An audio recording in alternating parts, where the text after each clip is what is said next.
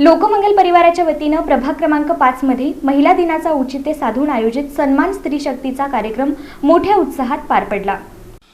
आमदार सुभाष देशमुख यांच्या मार्गदर्शनाखाली कार्यरत असलेल्या लोकमंगल परिवार आणि अमरज्योती प्रतिष्ठान महिला मंडळ बाळे यांच्या संयुक्त विद्यमाने संतोषनगर बाळे येथील श्री बिरोबा देवस्थानात जागतिक महिला दिनाच्या पूर्वसंध्येला विविध क्षेत्रातील उल्लेखनीय कार्य केलेल्या स्त्री शक्तीचा सन्मान मान्यवरांच्या हस्ते करण्यात आला।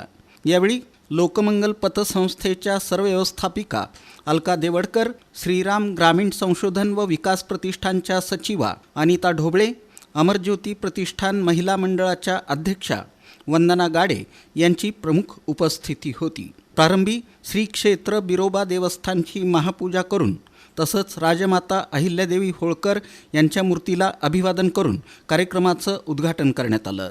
प्रास्ताविक ज्योती सुरवसे यांनी केलं। या प्रसंगी तळागाळातील नागरिकांसाठी उल्लेखनीय कार्य करणाऱ्या विविध क्षेत्रातील महिलांचा सन्मान ट्रॉफी, सन्मानपत्र, गुलाब पुष्प देऊन करण्यात आला। या प्रसंगी अनिता ढोबळे, अलका देवडकर, वंदना गाडे यांनी आपलं मनोगत व्यक्त केलं। कार्यक्रमाचं सूत्रसंचालन श्रद्धा कुलकर्णी यांनी तर आभार साधना डोंगरे यांनी मानले।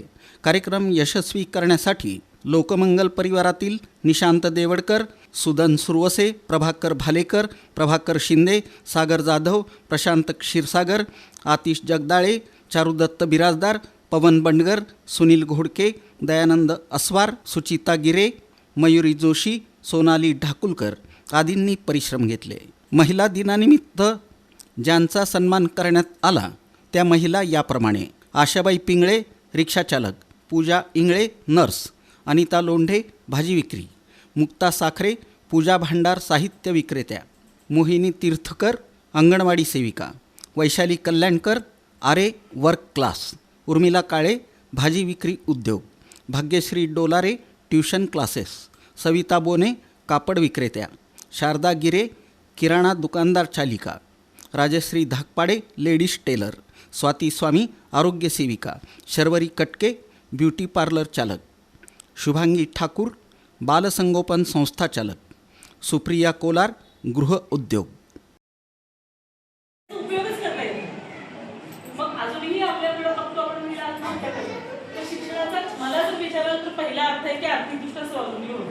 मी जे काही शिकली आहे त्याच्यातून मला पैसे कमवताच आले पाहिजे आणि पुन्हा पैसे कशासाठी कमवायचे?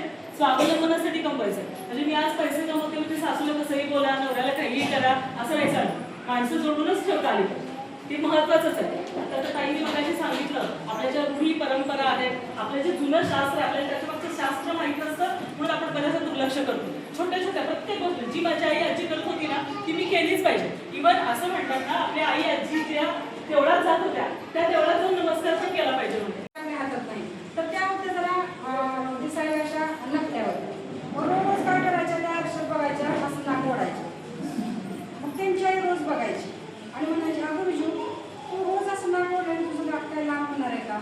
नाही ना, मग काय करू गाई? तर तू काय कर, तुझ्यात किती छान छान गुण आहेत बरं, तू एक सुंदर लेखिका होशील बघ, तू सुंदर लिखाण कर, तू सुंदर लेखिका होशील।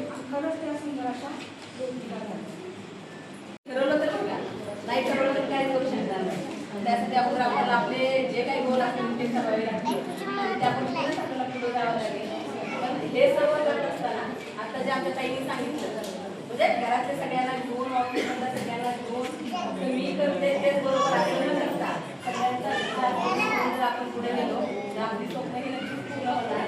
पण या सर्व गोष्टींसाठी आपल्या घरातल्या लोकांचा पाठिंबा असणं हे खरंच खूप महत्त्वाचं आहे।